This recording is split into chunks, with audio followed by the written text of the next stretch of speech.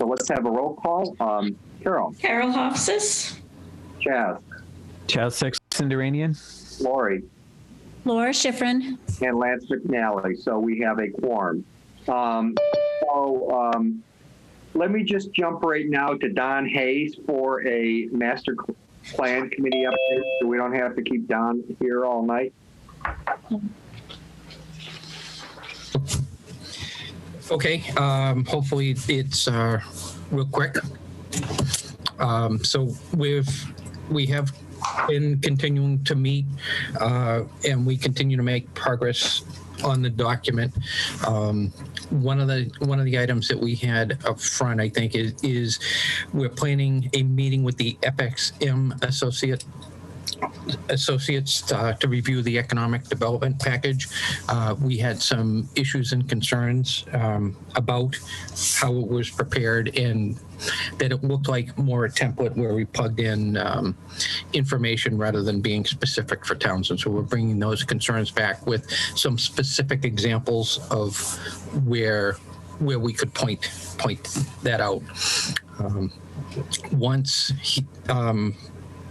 And Kim is going to meet with him once that is complete. We'll see what his time frame is, and he will come back to the master plan committee with changes and meet with the full committee either the first week of March or the third week of March for those. We are reviewing the drafts and the work products with a different set of eyes that prepared them. So we have those 5 out of the 9 sections out for review right now. Those are progressing. The input's coming back, and once the changes are implemented, they'll get into the at least the review version of the final master plan. The work now is going to focus on completing the water section of it. Chaz had done some work to get the DLTA grant, and we're going to get the information we need from Todd Melanson and forward it and get the maps into there again, finalizing that content and integrating that piece into the final document. And in the last meeting, we identified what we thought were some gaps that might be in there. We've identified them and taking actions to work on where those gaps were identified. And after that, again, we meet with FXM after he's made updates and addressed all of the issues that were brought to him. And that's where we are right now. The biggest miss in the document right now is that economic development section. Once we get that information from them, it'll be pretty well complete. Okay, Beth, do you have a copy of those 5 draft sections? Of what sections? I'm sorry. We have 5 draft sections out for review. I don't know if we've given them to Beth. Okay, so we've just been reviewing them, members on the team then. So Don, could you do me a favor and have those 5 drafts sent to Beth so Yep. that we as a planning board can review them and give you feedback? Mm-hmm. Okay. Yep. And when do you want feedback by? At this point, I'd say let's just calling up a calendar to take a look. I think it was March 3rd, Don. March 3rd is the next meeting. I don't know if you want to get them out and get back to us by March 3rd, or get back to us the information back by mid-March and review it at the March 25th meeting. Sorry, the 23rd is going to be reserved for selectmen. I mean, is there any, so on these 5 chapters, is there any priority that you would prefer us to review them under? I don't think so. And on the 5 that I had, just take a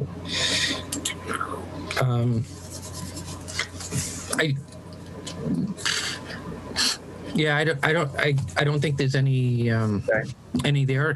It's kind of like we could certainly get you copies of all 5 sections and get them reviewed. It's circulation. Can I look at you to just basically get them, and then just basically let's try to get a couple of them reviewed, or at least one of them reviewed for the March. What do you say, Don? March 3rd. March 3rd. Yeah. Yeah, so that we're all looking at the same one, so we can at least get you some feedback, like on one chapter. Okay. Yep. Or we'll try to. It's kind of like some of them aren't big, so we'll. Okay. And is there anything that you need us to help you with, Don? Not at this point. We did ask that question at the meeting, and there was nothing brought forward. So at this point, I think it was the DLTA grant where we get their help to do the maps was the biggest piece going forward. So right now, if we need anything, it may be in there. And I was thinking that I would probably contact Chaz directly as he worked the grant and see if there was anything. And I have corresponded with Kim today in regards to some other pieces that she was looking for. So if you guys need anything, you're more than welcome to work through me, and I'll be able to feed it whatever I need to get from Beth. And her and I are together trying to get everything to you guys to get it done. Yeah. Okay. And if I could just add in the DLTA RSP award letter. We're waiting to receive that. And once we do, then we'll be putting together a scope with MRPC. Mm-hmm. And that's just basic process, how it works. So I just thought I'd add that in there. I'm still waiting for that. Okay, then we'll just be prepared, have our information prepared and ready once we have the award letter. All right, okay. Thank you so much, Don. All right, Don, you guys are doing a great job. Thank you. Thank you. Thank you. Okay, have a good night. Okay, thanks, Don. I'm sorry, any other questions? Or? I don't. Okay.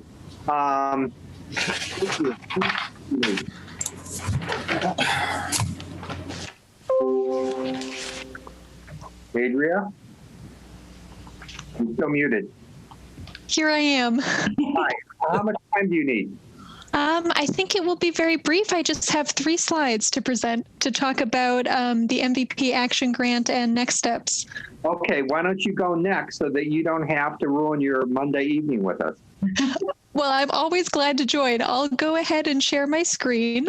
And as I'm doing this, I can say the other item on the agenda related to MVP was an update on adoption for the MVP HMP report. So I can just quickly mention that we did receive the signed adoption letter from the Board of Selectmen, and the next step will be to send that to FEMA so that they can share their formal adoption letter. So that is moving forward. Can you see my screen with this presentation? Yes. Wonderful. So I will just walk through 3 slides that sort of summarizes the town's MVP action grant proposal from the last round, some of the feedback that we heard, and the next steps to participate in this year's action grant round. So I can say that the action grant from last year, for those who don't remember, was a year ago, was a vulnerability assessment really related to the town's public and private water supplies. And as part of this, we wanted to look at current impacts from 2 hazards, flooding, including snowmelt runoff, and drought. And we wanted to look at those hazards not just with the present day data, but anticipated future climate change impacts. And I can say that this idea really came out of that MVP planning process. We heard again and again from stakeholders, from the public engagement, that the town's public and private water supply was a critical asset of concern, And we also heard that flooding and drought were the two top hazards of concern. So we've combined these considerations together into the proposal. So a couple of main points in the approach that we included in this proposal: we wanted to review data and conduct field investigations. We wanted to model future flooding and look at the impact of future flooding on groundwater and on wells. We wanted to look at both the resilience of public and private wells to future droughts. So again, not just flooding, but looking at drought conditions as well. And then a key part of this was to conduct public outreach and education related to climate hazards, water quality, and water conservation, to share with folks what are the challenges and how can you be part of the solution, how can you get involved. Public outreach and education is a critical part of the MVP Action Grant, and they are increasingly wanting to see creative strategies related to this. So what did we hear from the last proposal? We did have a debrief call with our MVP regional coordinator, Hillary King. She's from EEA, which is the granting agency, and we heard positive feedback. She was very supportive of this proposal, even though it ultimately was not funded. We found out we were only 3 points away from the cutoff line for funding. We got very close. They felt that there were several things in this proposal that we did well. We had good use of partnerships, a strong showing of support. There's a section of the application where you list letters of support from folks who could be partners in the work, and that was a really strong part of our application. They felt we had a good approach to public engagement, which was great to hear because that's a critical part of this grant. And they also liked that we included considerations related to both municipal and private water supply. A couple of things that they flagged as opportunities for improvement here: they are really looking for more detail on how the project would benefit climate vulnerable populations. And I sat in on a lot of debrief calls for different MVP action grants, and this was something we heard across the board. If there are just a handful of top considerations for the MVP Action Grant, it would be climate vulnerable populations, creative engagement, nature-based solutions, regional impact. So I would say those are really the top four, and we want to make sure we're hitting on all four when we go to revise this grant. They're looking for a little more clarity on goals and objectives of the assessment. My reading of this is that there are a lot of different folks who review these applications. They don't have a ton of time to really read in detail. So the more we can do in the structuring of the application to make sure that if someone is skimming through quickly, they're seeing all the key points right up front. That is a really critical.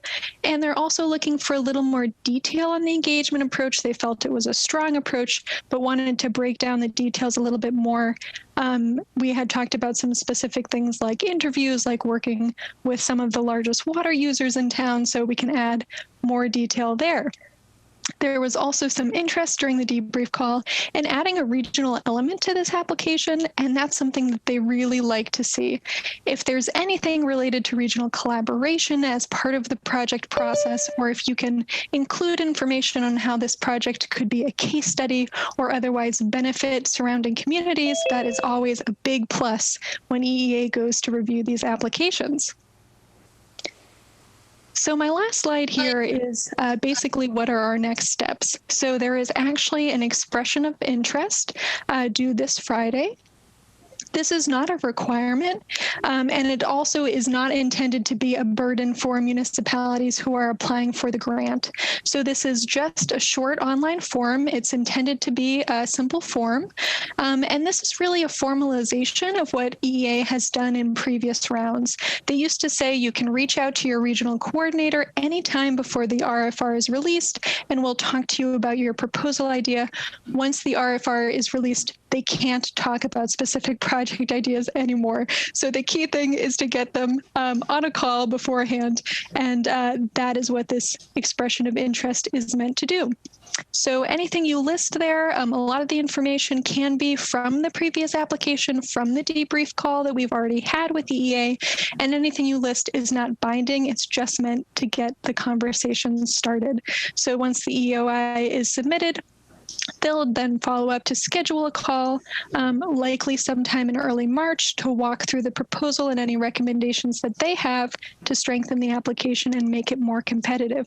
They did share an update today. We got an update from EA today that they are expecting the RFR to be released in late March or early April. So that's very exciting to have that update. And they'll also have webinars for folks who are interested in more details on the action grant.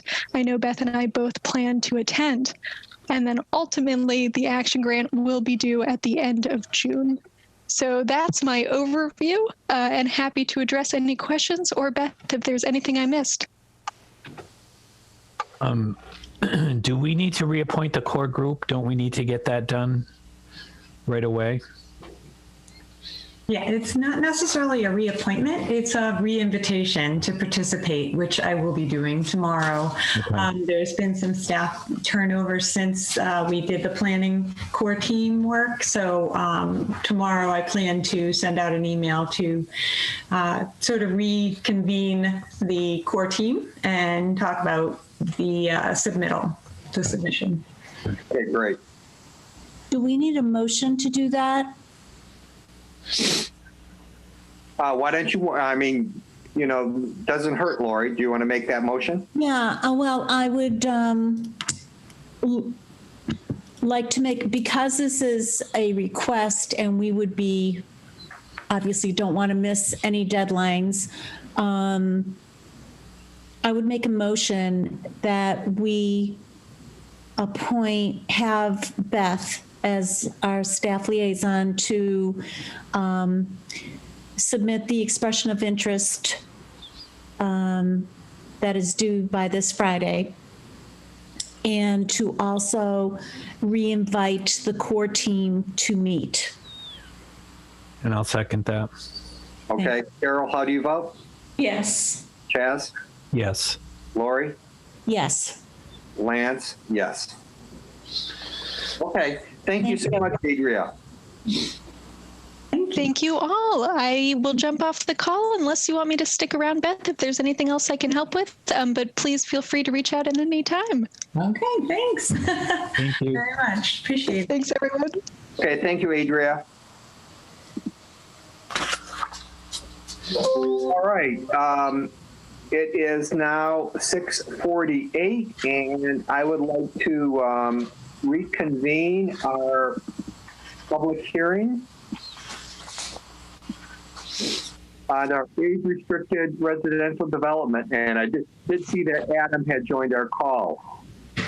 So thank you so much, Adam, for your modification. You're welcome. All right. So first of all, does anyone, and thank you, Chris, for coming on the call. Does anyone have any questions for Adam or comment? I thought it was very well done, Adam. I agree. I'm very pleased with the way you integrated this and the way in which we changed our approach, but not really change our approach. I'm very much in favor of that. Any questions for Adam? I have like two quick ones, Adam. So first of all, I noticed that you had put in there with a deed restriction. Yes. Now, correct me if I'm wrong. A deed restriction does not exist in perpetuity, or does it? So that's correct. Generally, I mean, there are different provisions of the law that address the term of restrictions. Most often there's a 30-year term that applies to restrictions of record with certain exceptions. I have incorporated, separate from the requirement of a restriction, a statement that the restriction run in perpetuity. Okay. And what's your recommendation for enforcement? Well, that's the $1 million question. How do you go about enforcing something like this once you implement it? And I mean, that's not unique to age-restricted developments. Enforcement is a topic of conversation with regard to zoning and land use matters that frequently arises. And in fact, I've had the conversation 2 or 3 times within the past week or so in different contexts, but all related to zoning or general bylaws and how a municipality would go about seeking to enforce them. With something like this, building inspector doesn't generally have access to the interior of residences. So when you speak, for example, to limitations on the number of bedrooms, when you speak to the age of the individuals who would reside, it can be challenging. I mean, there's really no way around it. It can be challenging to enforce. But the idea would be that you're relying to some extent upon the honor system with respect to the owner, operator, residents of the age restricted units. You're relying upon pressure from others in the development to comply. If we've got to comply, then so should you, sort of mentality. And you're relying upon much the same with any sort of community policing. You're relying upon the neighbors to notify the appropriate authorities, which we've identified in this case as being either the other residents of the development themselves or the town of Townsend, that would have the authority to pursue enforcement in a court of law if it were believed that there was a violation of the restriction in some way. So there's no easy answer to the question of enforcement. And when we're talking about something that is not easily visible in the exterior, if you've got a requirement in your zoning bylaw that the height of a structure be no more than 35 feet, it's a simple manner of enforcement because you can see that to the naked eye from standing on an adjacent public way. When you're dealing with who resides within a residential unit, when you're dealing with numbers of bedrooms or layout of an interior layout of a unit, enforcement can be really challenging. So you sort of do the best you can do, and you hope that the combination of all the things that I referenced will result in compliance. Okay, thank you. Anyone else have anything for Adam? This is Carol. I just had a question on the compliance. Is that like, are we planning on selling these units, or are they going to be like rental units? What was the plan for these age restricted? Was it like somebody would buy the unit, or is it somebody just going to rent the unit? Because if you're going to buy the unit, couldn't you put some restriction? It says here that you have to be 55 to.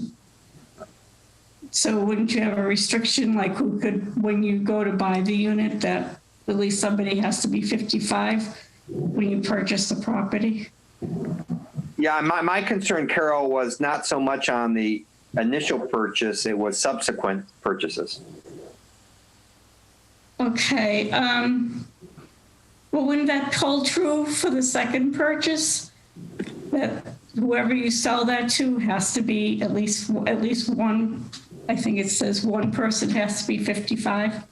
Yeah, but my concern is how do you know about that and how do you enforce that? In other words, it's going to be a private real estate transaction.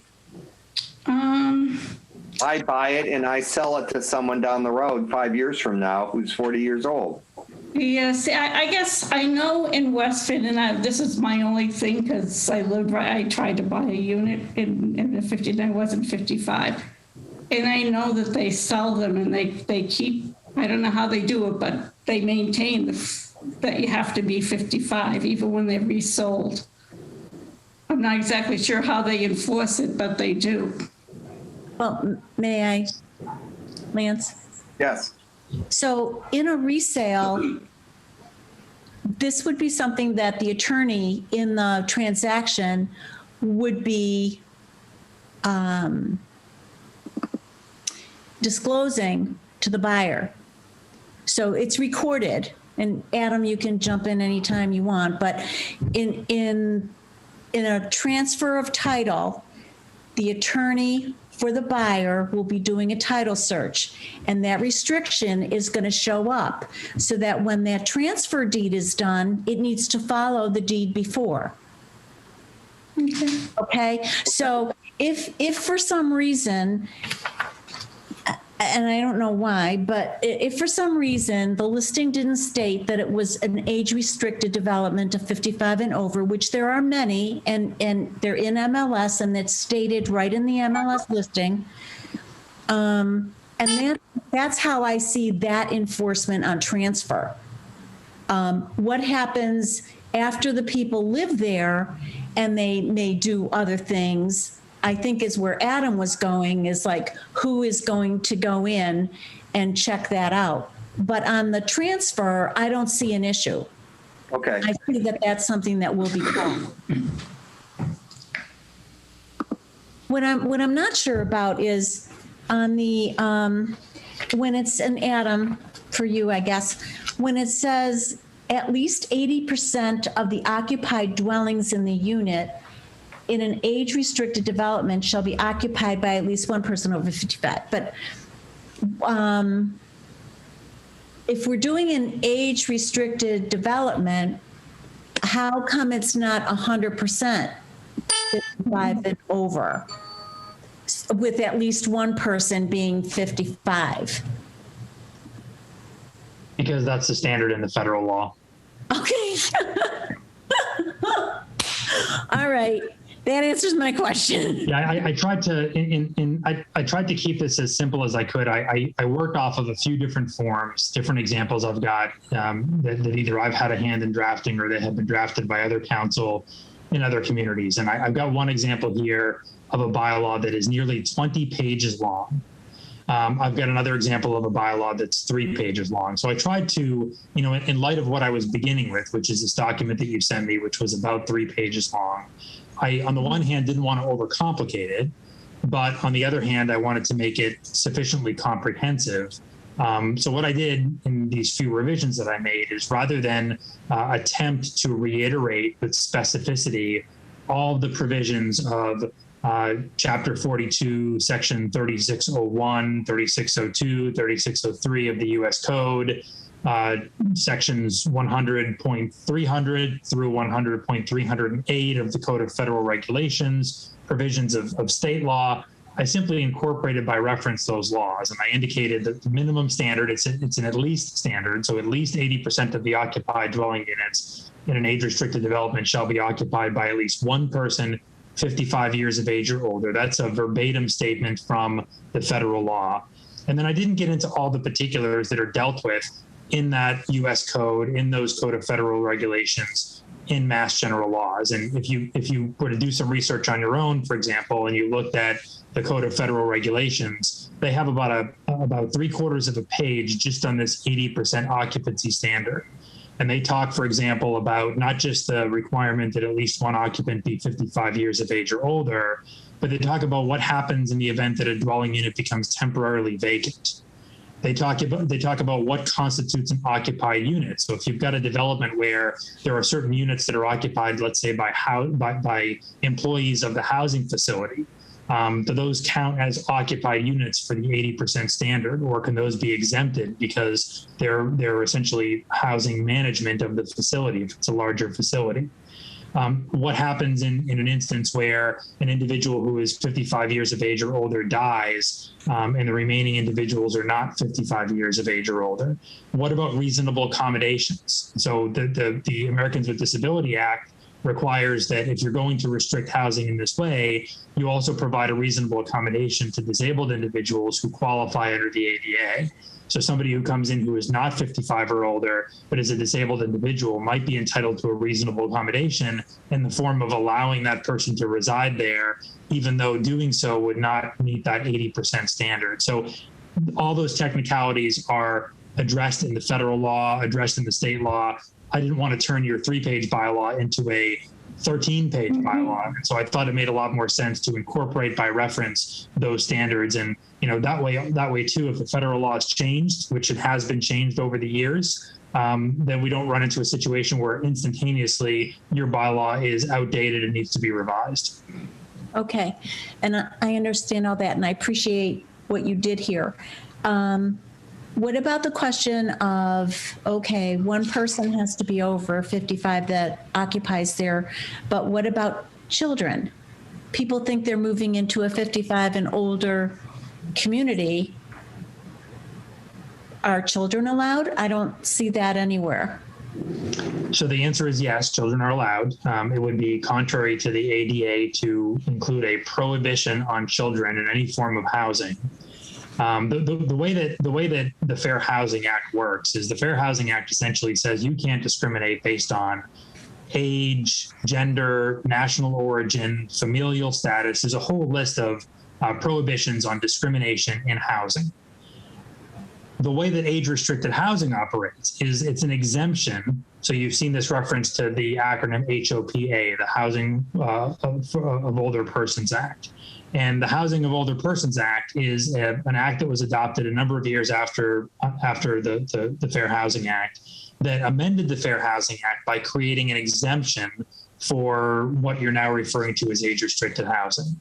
And so what the exemption essentially says is, notwithstanding that blanket statement I made a moment ago, that you can't discriminate based on, in this case, age or familial status, notwithstanding that prohibition, so long as you qualify and you check all the boxes under this U.S. code and Code of Federal Regulations, you can create housing that is restricted to occupancy by at least one person 55 years of age or older in at least 80% of the occupied units within the development.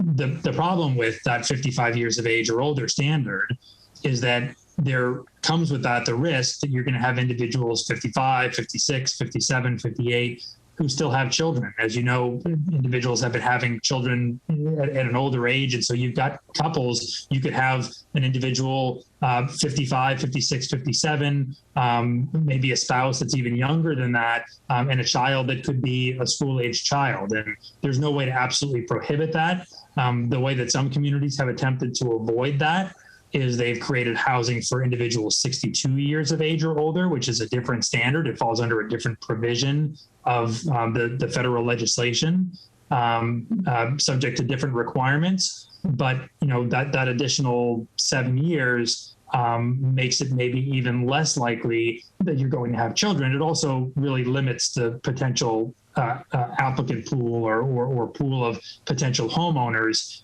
that you'd be serving in the development now, because you've just taken 7 years off the pool of potential purchasers or potential tenants. So it's a little bit of a balancing act. I think that what this does is just sort of a middle ground, I guess is what I'd call it, compared to some of what I've seen out there. I have seen housing restricted to individuals 62 plus. But I've also seen, and it's what you frankly began with and what I began with when I made these red line revisions, which is, not an age restricted, a true age restricted housing bylaw at all, but rather, what's the term I used? Age-oriented development, which is something that wouldn't mandate an age restriction, but would simply recommend the construction of housing that would be that would appeal to individuals 55 years of age or older, but wouldn't be accompanied by a restriction on record or requirement in the bylaw that at least one person 55 plus resides in 80% of the units. So it's a middle ground. Thank you. So Adam, by referencing the law in those areas, that assumes all of those provisions that you mentioned. Because you mentioned it does assume all of those things. Correct. Okay. All right. Anything more for Adam? So can I have a motion from the planning board that we adopt this and plan to move it forward in the a warrant for a town meeting? Lance, Yes. we're in the public hearing now, Yes. so aren't we asking for public input? We have asked for public input for like the last 2 or 3 meetings. Okay, but I see others on here. Okay, I mean, I'll ask specifically, is there motion. anyone that has any additional questions from the public for Adam or the board?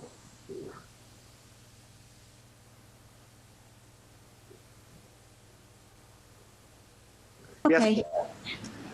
Oh,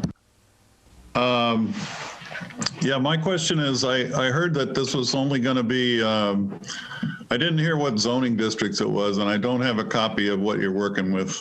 I don't know why, but I heard that there was going to be a minimum lot size of 5 acres, and one of my original thoughts on this was to try to develop some downtown real estate. And there's no 5-acre plots downtown that I know of. This is not limited to 5 acres, Bill. Oh, good. So, great.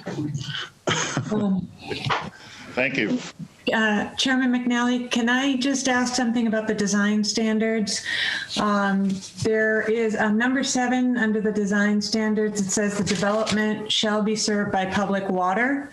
Is that the wish of the board? I think that's going to be restrictive. So I don't know if you want to scratch that, eliminate that. That's a good point. Under design? Yeah, design standards, I think it says. I'm sorry, development standards, section E, number 7. That's a good catch, Beth. I would probably propose that we strike that because of the limited amount of properties that we have within our town that have access to town water. Okay. So.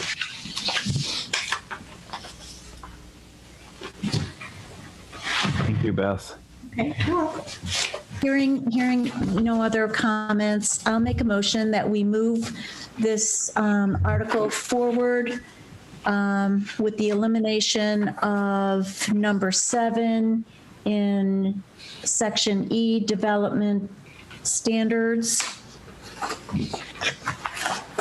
Second? Second it? All right, Carol, how do you vote? Yes. Jazz? Yes. Lori? Yes, And Lance is yes. thank you. Okay, with that, can I have a motion to close the public hearing? I make a motion to close the public hearing. Do I have a second? I'll second it. Carol, how do you vote?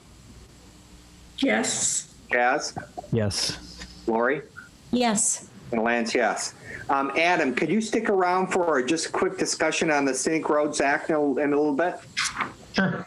Okay. All right. Why don't I do this just for Adam? Let me jump to 3.6, draft Scenic Roads bylaw proposal in warrant article discussion.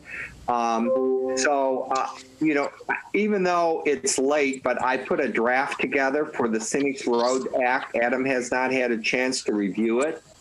I basically drafted it such that the Scenic Roads Act only applies to areas within the public way. So it did not go outside of the public way.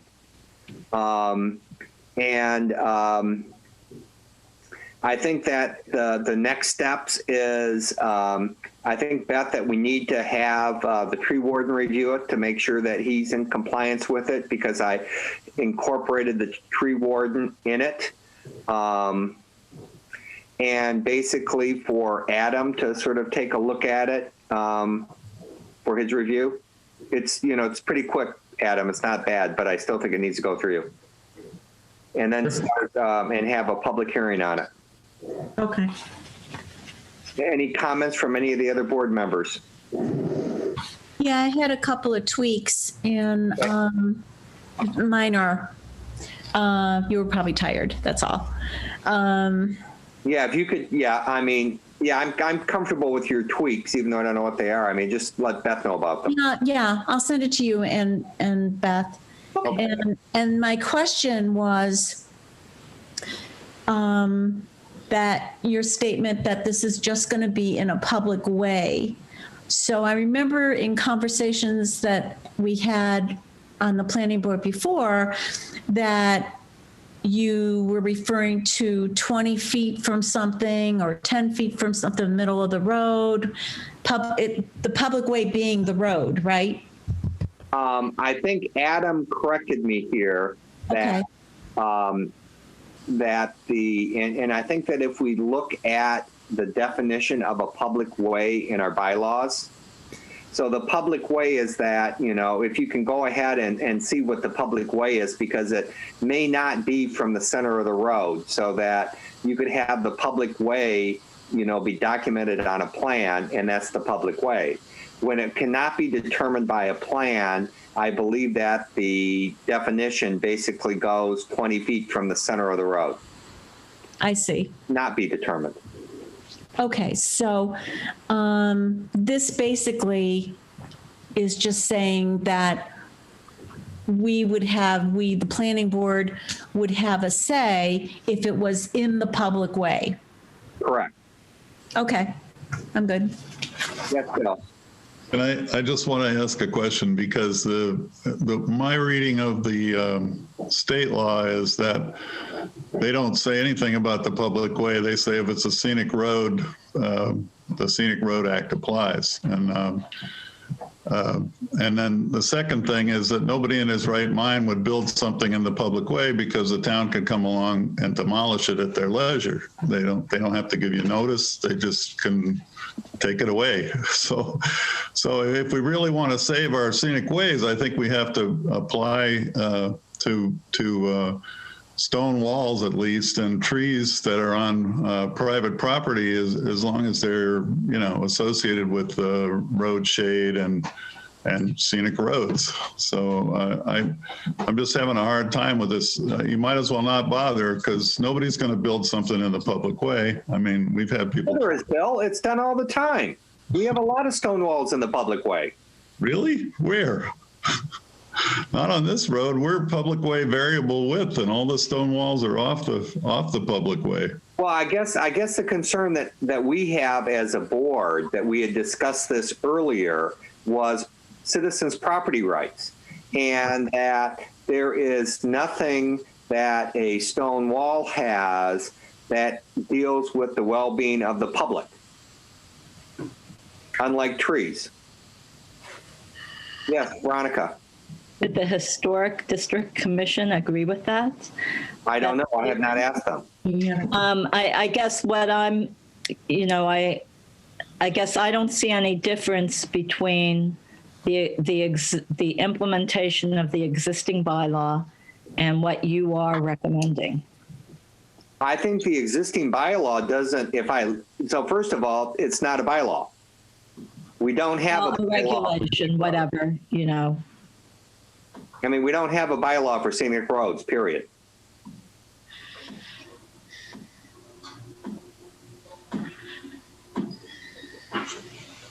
How is what you're implementing different from what we have on the books now? We don't have a bylaw on the books now. But we do have a regulation. You do have to come and get a permit in order to move a stone wall or cut trees. Although we have a Scenic Roads Act. Yeah, but if I look at that regulation, which is not a bylaw, and Adam, can you sort of opine on the difference between a regulation and a bylaw? That I understand. Adam can opine if he would like, for the benefit of the public. But I guess what I'm saying is, how is what you're doing different?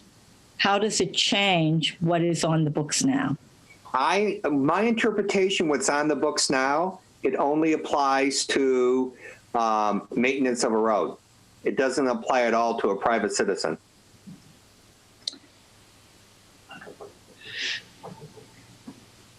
I thought that, so take the Adams Road incident. I'm not sure exactly what you're saying, Lance. I'm just saying that the way that I interpret it is it basically applies to removal of stone walls in the maintenance of a road.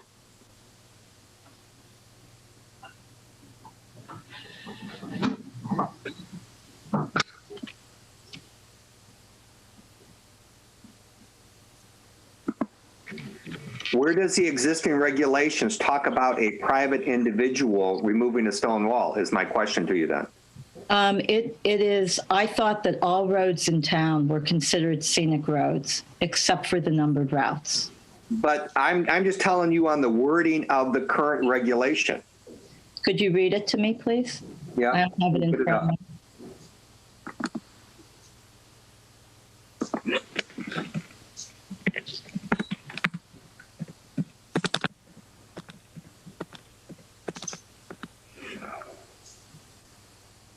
Where the portion of a stone wall must be removed to access a property, the remaining stone wall should be left in a stable and orderly fashion. Removing stone walls located along scenic roads within the town's right-of-way is subject to filing an application with the planning board pursuant to the Scenic Roads Act.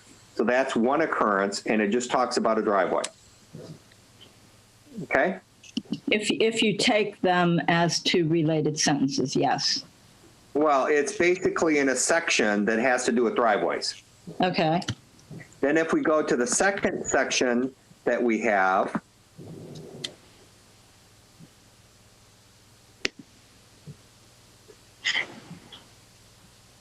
I got to get to it. All right. And this is in 175.31. These rules are adopted under the authority of Mass General Law 4015C. The town voted at the annual meeting on April 23rd, 1974 to designate all roads of the town of Townsend other than numbered routes or state highways as scenic roads. Any repair, maintenance, reconstruction, or paving work done along a scenic road within the town's right-of-way shall not involve or include the cutting or removal of trees or the tearing down or destruction of stone walls or portions thereof. Okay. It says specifically, repair, maintenance, reconstruction, or paving work. So I guess what I wouldn't want to happen is all the stone walls in town be removed along the roads when a house goes in. But you're saying that that's fine. Is that correct? If it's, I'm just saying where other than the driveway. I'm just saying that I believe that the citizens have property rights on their property, and there is really no consideration for public health and public well-being to infringe on those property rights. I mean, that's what the board discussed in our meetings, like, when we discussed this before. What do we want to say? 100 feet in, 200 feet in? How far do you want to go and affect person's property rights? No, I would just say if it parallels the road and is along the road.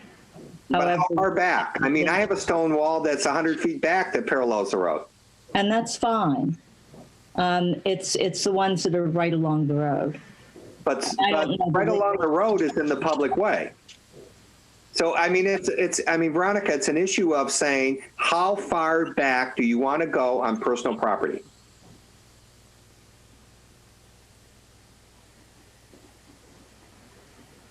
In front of the house. If in fact, it's my house is 200 feet off from the road, Veronica. Well, you can't really pick a particular part. Well, then how do you write a bylaw then? Pardon me? I said we have to write a bylaw. We have to be specific. We could do that.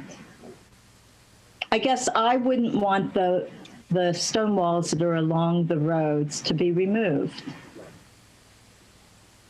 And if we don't, I suppose if everybody wants to do that, that's fine. It's one of the charming things about Townsend. Okay, I agree with you, but we also have property rights.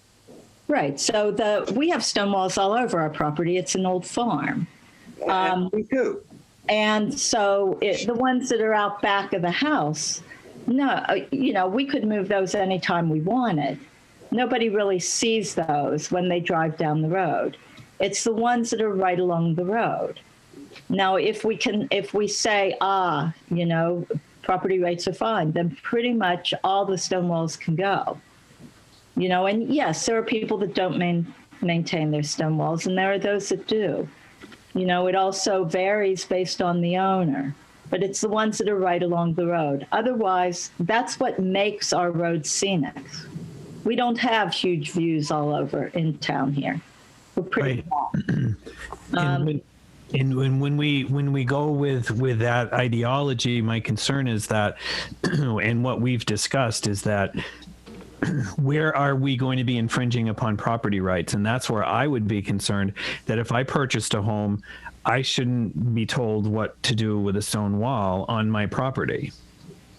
And you know, that's the argument, Veronica. And I understand where you're coming from, but I'm trying to say that, you know, I think it's, you know, my concern about this is that we can't map out a certain distance or whatever, because that is infringing upon the property rights of the citizen.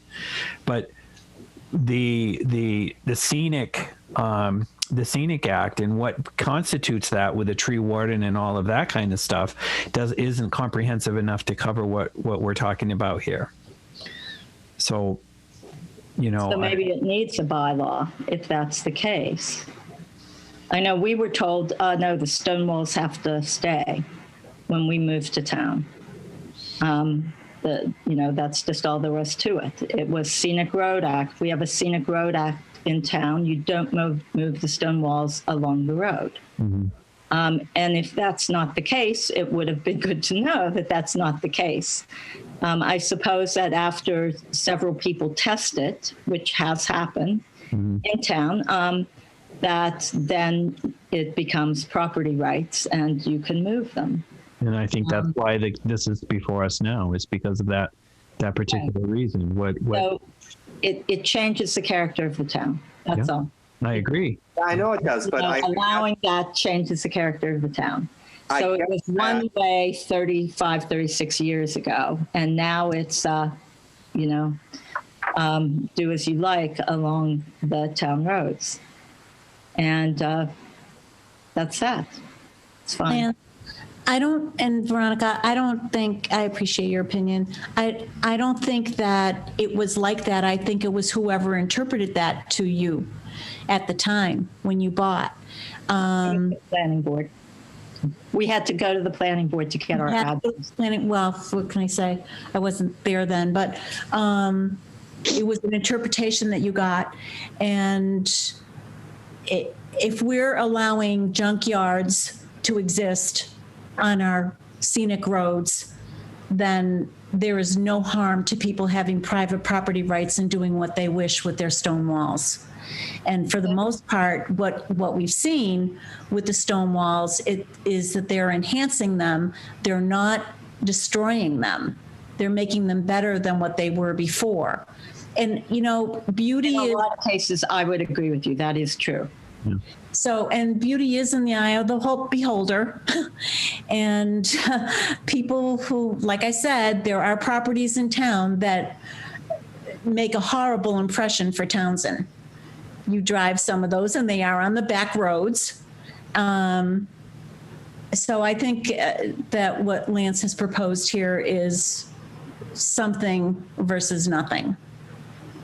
it's certainly stronger than what we currently have. Yeah.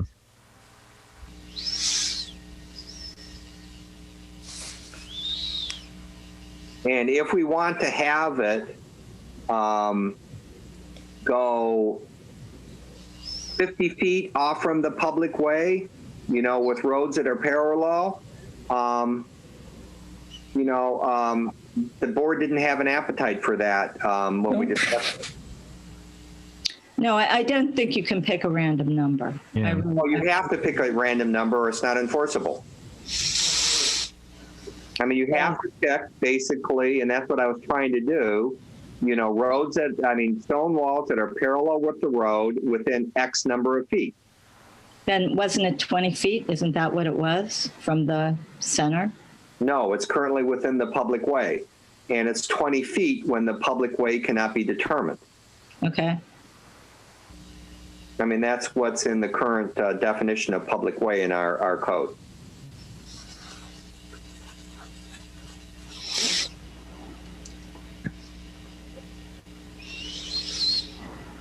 So, I mean, I'll leave this with the board. I mean, you know, we can just decide to do nothing here. I just wanted to try to make it a little bit clearer and a little bit more definitive than what we currently have.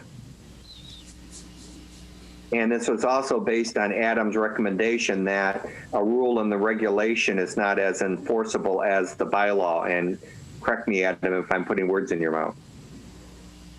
That's correct. So I don't think that this needs to go to the point of a bylaw. I really don't. I don't think we need to be more restrictive on something like this. That's just my opinion. I'm sure that if we have a regulation that gives more of a template of what the planning board is looking for. Well, I think, Chaz, my interpretation of the regulation is it applies to road construction. Yep. It doesn't apply to a individual's property.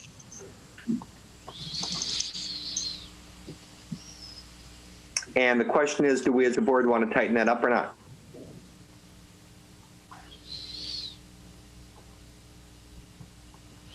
I just get very leery of infringing on other people's property rights because I don't want people infringing on my property rights. So, And the bylaw that I drafted does not infringe on property rights. you're just saying the right of way of the designated roads. Yep. You're not putting in the No. feet, and then I'm okay with the way it's worded, as long as it's within the town's right of way. Yeah, and that's the draft I did. Now, I mean, and we could just decide to take no action on this and leave it as it is, too. That's fine.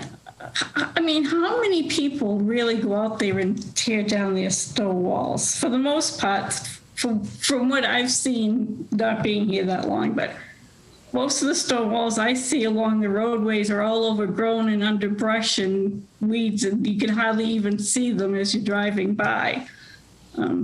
I think, and I could be wrong because I'm getting older and my memory isn't what it used to be, but in my time in serving on the board, I think that we have only had 3 issues. One issue was on North End Road. Another issue was on Adams. And the third issue was on West Meadow Road. In how many years? Correct me if I'm wrong. In how many years is that? Many years? Probably within the last 4 or 5 years. So I think North End Road, I don't remember that. Oh, okay, I do. Yeah. Interesting site visits. Lance, Yeah. I appreciate that that you did this and that Adam has commented and made his recommendations. And I believe the next process, if we wanted to do this, would be to have it move forward to a public hearing. Is that correct? Yeah. If we want to do this. I do. I make a motion that we finish tweaking this Article 14 scenic roads and have a public hearing on it. I second. Okay. Carol, how do you vote? Okay, yes. Chaz? Yes. Lori? Yes. And Lance, yes. All right. Okay. Thank you, Adam. I just wanted you to sort of hear this because it looks like you're going to have a chance to review what I drafted.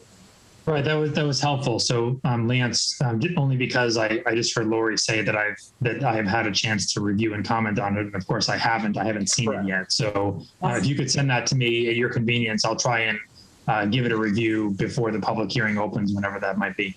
I can send that tonight. Yeah. Great. Can I ask? This is not going to require a 2/3 vote, or will it, Adam? If it's a bylaw, This will be a general bylaw, simple majority. Simple majority. Oh, okay. So, and the age restricted, what will be the vote needed? Is it still 2/3? Yeah, so anything that is within the confines of the zoning bylaw will be a 2/3 vote, with a few exceptions. They just passed some special legislation for multifamily housing and parking that will only require now a simple majority vote. But most zoning bylaw amendments require 2/3. General bylaw amendments, unless the statute says otherwise, are a simple majority. Okay, so the new legislation hasn't affected the age restricted. Okay. Yeah. Beth, could you just, I had sent to you and Lance the couple of tweaks, which is really just like grammar kind of thing. Could you just address that before you send it to Adam? I will, thank you. And Chaz as well did send some edits, so definitely. Okay. All right. With that, why don't I jump all the way? So Adam, I think you're welcome to stay on, but I just wanted to let you listen to that dialogue before going back to our agenda. I appreciate that. Thank you. So has everyone had a chance to look at the minutes from February the 8th? Yes. And if so, are there any comments or questions? I make a motion, we accept the minutes for February 8th, Do I have a 2021. second? I'll second it. Carol, how do you vote? Yes. Jazz? Yes. Lori? Yes. And Lance is yes. All right. So if I go into our work session, so I think we're complete with 3.1, Beth, with the age-restricted development zoning bylaw. I think we're complete on 3.2 with the master plan committee update. So then we're at 3.3, the planning board charter draft. I thought it was very well written. Do we have any comments on it? I guess. Yeah, I sent mine to Chaz and Beth. Okay. Just really, I think, minor tweaks. Did either one of you see them? Yeah, I did. And there, yep, I agree with those. Okay, thank you. I didn't send it to anyone. I just had one minor comment. And that was when we talked about the Campbell Hill Farm. So we had talked about, in the draft, it basically talked about, I think, Campbell Hill Farm for the OSPD. Then it refers to the 187, 188 North End Road for the definitive subdivision. I would use the same terminology. So call it Campbell Hill Farm for both, or call it 187 North End Road for both. Yep. Yeah. That's my only comment. Yeah, it's basically called Campbell Farm OSPD. Yeah, definitive. Okay. All right. Do we want to have a motion to accept? I will so move to accept the Townsend Planning Board Annual Report of 2020 as presented with tweaks. All right. Do I have a second? I'll second. All right. How do you vote, Carol? Yes. How do you vote, Chaz? Yes.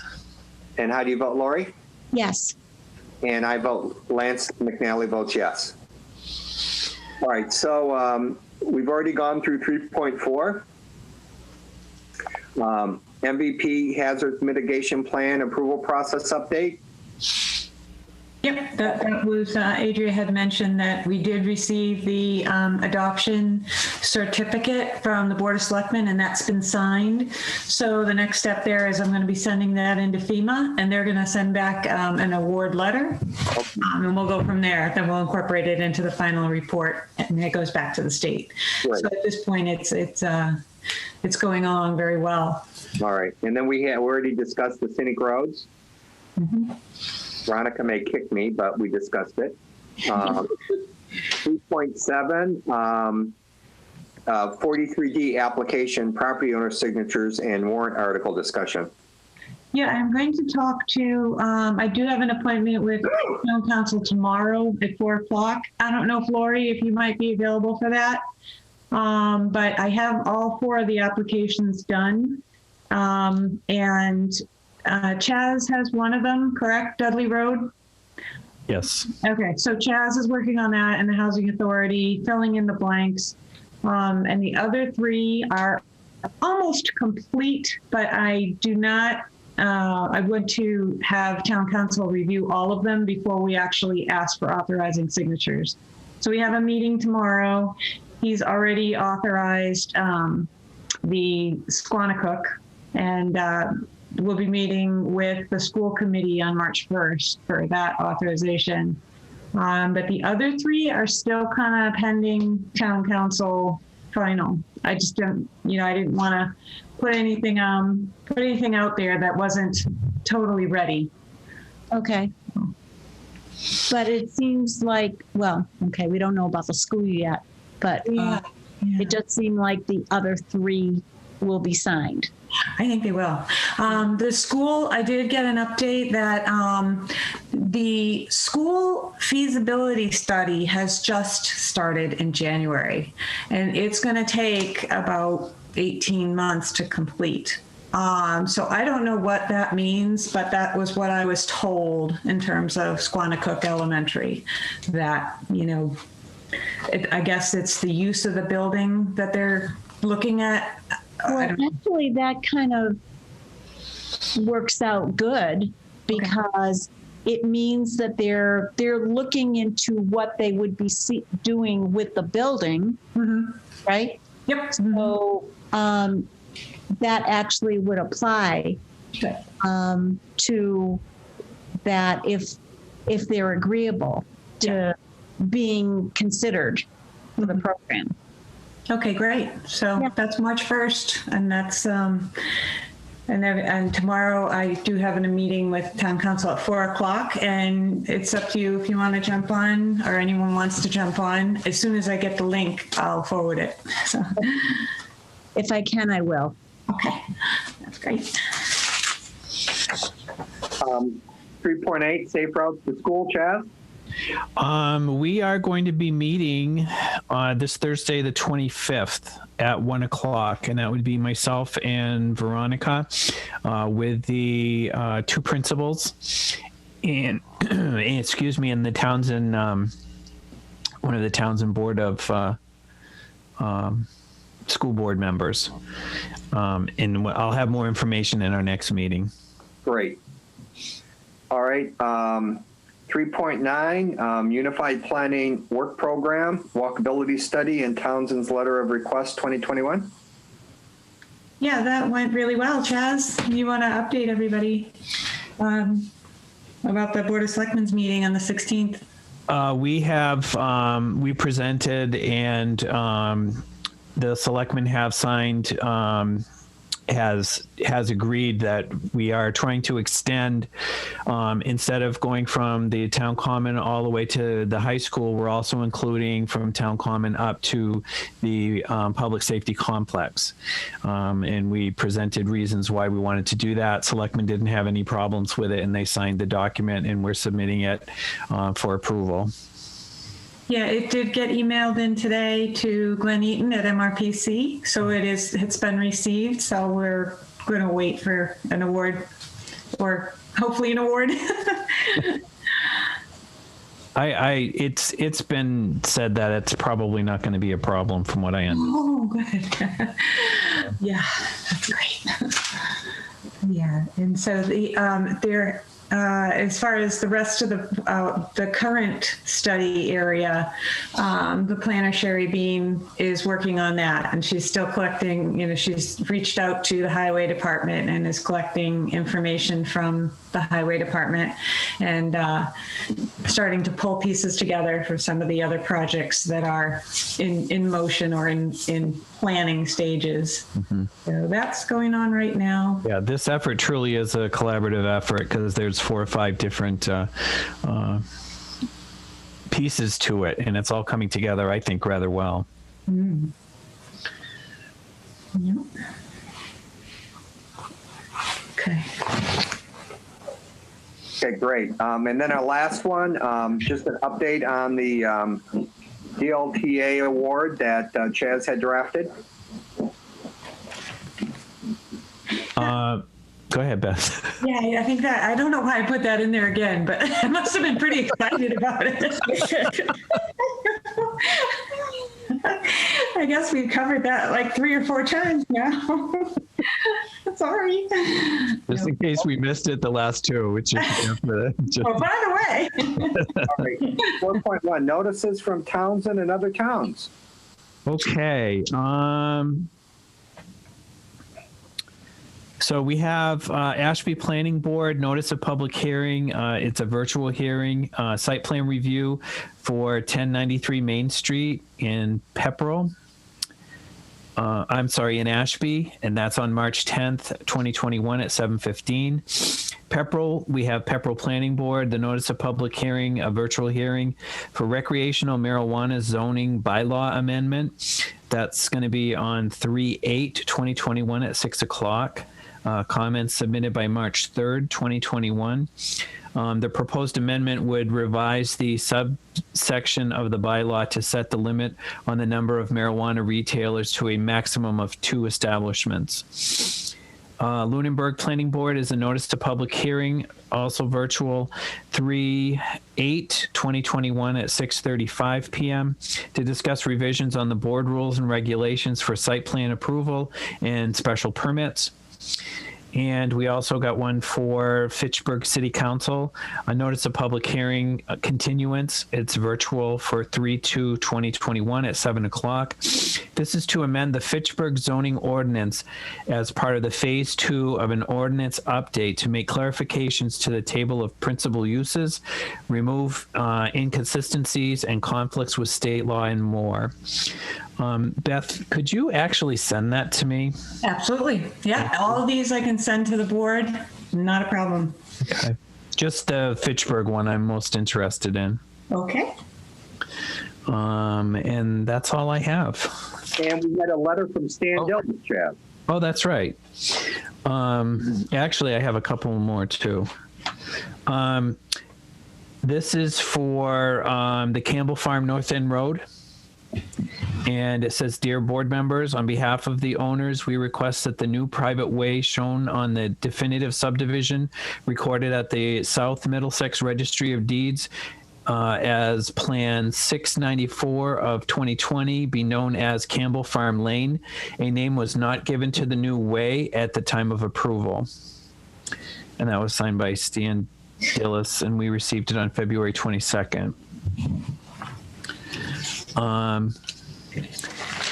The Board of Selectmen is appointing an Open Space and Recreation Committee. 9 members are needed for the duration of the Open Space Plan update. They are looking for members from the Historic District Commission, Water Commissioner, Recreation, Board of Health, Planning Board, Conservation Commission, and 3 citizen at large positions. And they'd like to, they're appointed annually. And any interested, please forward a volunteer application to the Board of Selectmen. Now, Beth, how did you want me to handle this other one? The building determination letter? Yes. If anybody would like it, I can email it to them, but it's 4 pages. Yeah. It's in regards to Lockbrook Run, open space multifamily development on 112 West Meadow Road.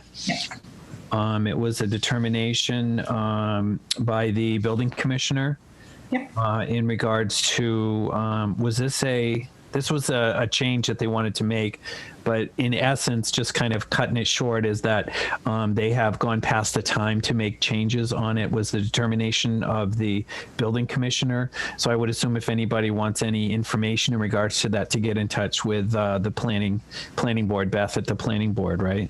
I can send the determination letter to the board.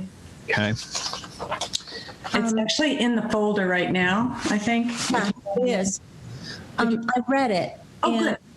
Yeah, if you, we, the planning board, this planning board, or most of this planning board anyway, has given several extensions on this. Yeah. And so I'm hoping that he will come before the planning again, because as the building inspector stated, or building commissioner stated, they can receive relief from the planning board and conservation.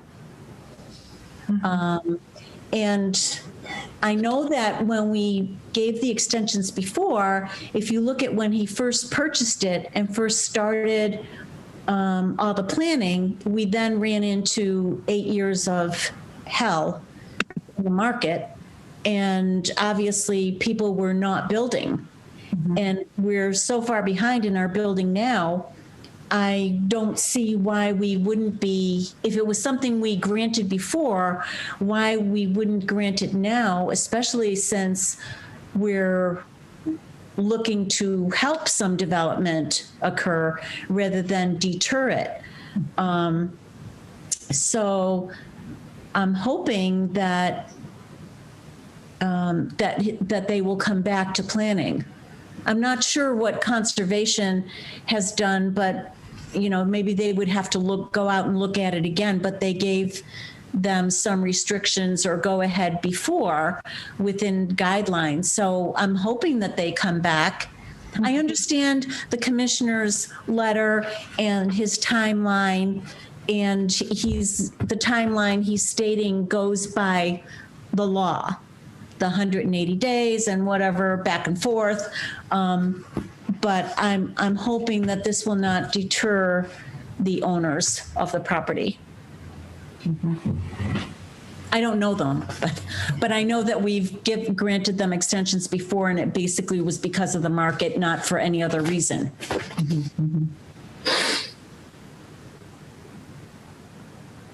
Thank you, Mr. Chairman. Okay. I think we've gotten through the agenda. Do I have a motion to adjourn? Can I ask a question, please? Yes. On 3.1, on the age restricted development zoning bylaw, did you want to do the planning board report or sign that, or how did you want to go forward with that? And do you need a vote to actually? What did you vote? You voted to bring it forward, so that will go as. So I will submit that as an article, right, to the town administrator. Yeah. But as far as the planning board report, do you want to do that at a later date, or do you want to assign that to? I would like to do that at a later date. Okay. All right, and it's going to be something fairly short. Okay, I started at draft, so it's in the folder. You guys, just, yeah. Okay. I'm confused. What is that about?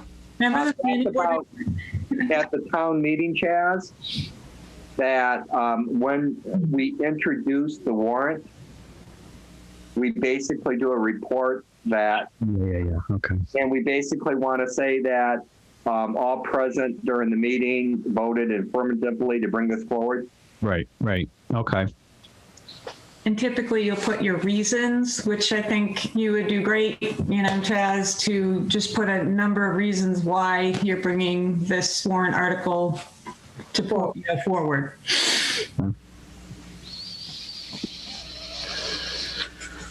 And I think some of that, Beth, I don't know what you've done yet, but some of that, I think, in looking at the, I'm trying to remember the one PowerPoint presentation that goes through the demographics of the town and our aging population and predictions. Mm-hmm.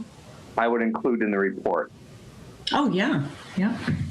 So that's what, is, in my opinion, at least on the board, moving us forward is our aging population.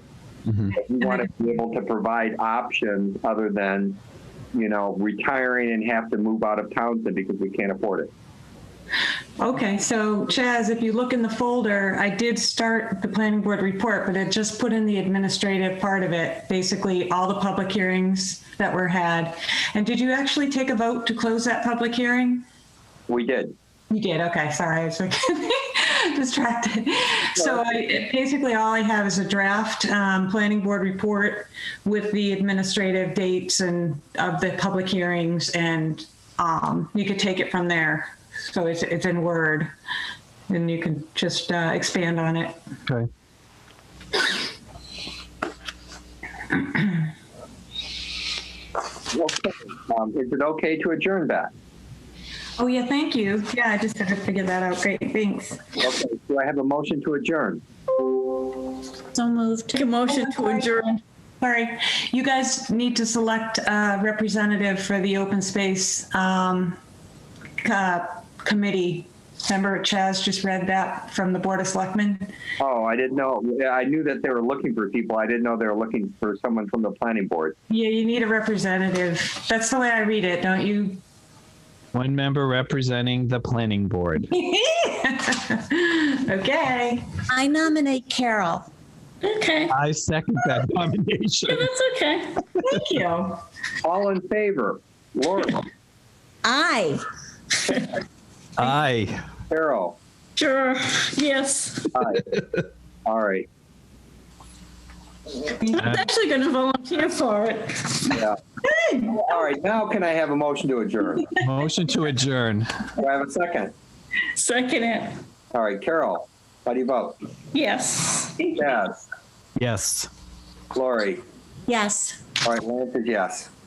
Thank All right, you. good night, all. Thank you. All right. Thank you so much.